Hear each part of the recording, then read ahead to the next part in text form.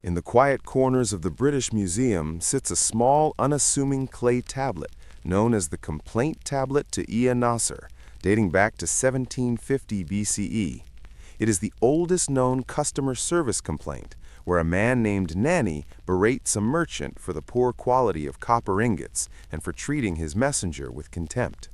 It is a startling reminder that across 4 millennia, the human heart has always been sensitive to one specific thing: how we are treated and the status we project.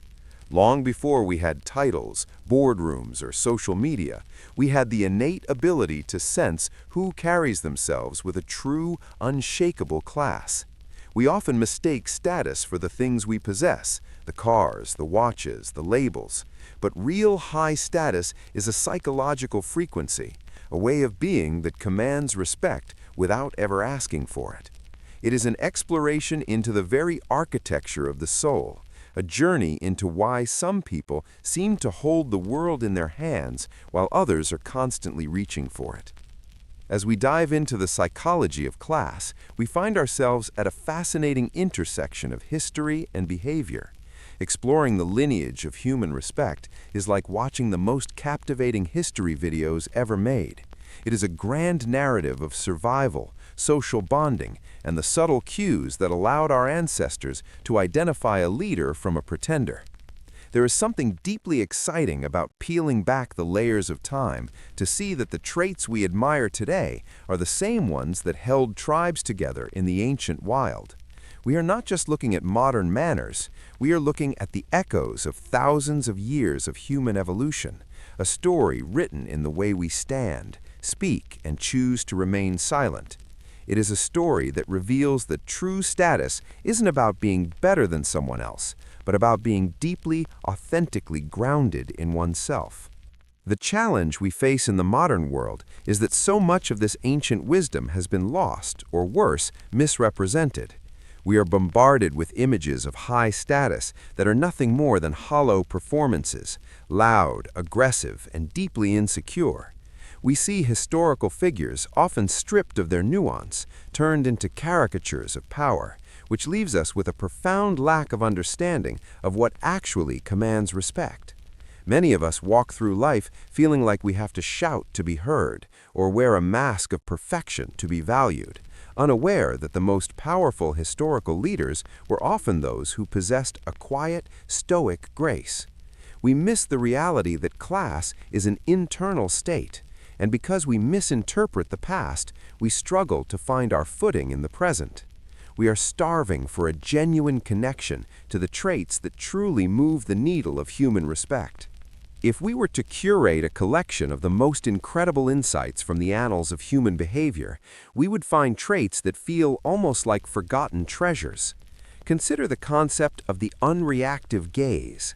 In the history of the samurai or the great philosophers of the Mediterranean, there was a unique emphasis on the ability to observe without being moved by every passing wind. This isn't coldness. It is the psychological trait of low neuroticism combined with high self-possession. It is the person who, when faced with a crisis, perhaps a heated argument in a modern office or a sudden failure, does not immediately fracture. They take a breath. They hold the space. This unreactivity is a high-status trait because it signals that their internal world is not governed by external chaos. It reminds us of those captivating documentaries where we see a leader standing still while the world around them is in a frenzy. That stillness is the ultimate command. Another trait that history teaches us is the power of the pause. We live in an age of rapid-fire noise, where silence is often feared as a void to be filled. Yet the most respected figures in history, from Abraham Lincoln to Marcus Aurelius, understood that the most important word is the one you don't say immediately. Psychologically, taking a pause before speaking signals that you are not a slave to your impulses. It shows that you are processing, weighing, and valuing your own words. When you don't rush to fill the silence, you project a level of comfort that is intoxicating to others. It is the difference between a person who is desperate to be understood and a person who understands themselves. This trait transforms a simple conversation into an act of presence, turning the mundane into something almost sacred. Perhaps the most captivating insight comes from the concept of benevolent indifference. There is a story told of a great historical figure who was insulted in a public square. Rather than retaliating with anger or shrinking in shame, he simply nodded, acknowledged the man's right to his opinion, and continued his walk. This is the climax of high-status psychology. It is the moment we realize that respect is not something you take from others, it is something you provide for yourself. When you are benevolently indifferent to the opinions of those who do not know your heart, you become untouchable. You aren't being rude, you are simply so secure in your own class that the barbs of others cannot find a place to land. It is a powerful realization that once you stop needing the world to tell you who you are, the world finally starts to treat you with the dignity you've been seeking all along. It is the most fascinating paradox of human nature. To be most respected, you must be the one least obsessed with gaining it.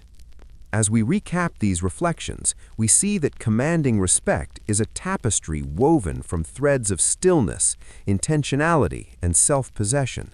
We have explored the historical depth of these traits, from the stoicism of the ancients to the quiet leaders who shaped our modern world. We've seen how misrepresentations of power have led us astray, and how reclaiming the psychology of class allows us to walk through the world with a different kind of weight, a weight that is light on others, but heavy in its integrity. Learning about these amazing historical topics isn't just a hobby. It is a way to find our own place in the long line of human excellence. It is about understanding that you are a part of a grand history of people who found strength in their character rather than their ornaments. I would love to hear from you in the heart of our community. Which of these traits resonated most with your own journey? Or is there a historical figure whose quiet dignity has always inspired you? Please share your thoughts and your favorite history-rich insights in the comments below. If this reflection spoke to your heart, consider joining us on this journey of exploration and growth by subscribing for more exciting history content that dives deep into what it means to be human. Remember, the highest status you can ever achieve is the one where you are finally at home in your own skin. May you walk forward with the quiet confidence of someone who knows their worth is ancient, unshakable, and entirely their own. Reflect on that power and let the world meet you exactly where you stand.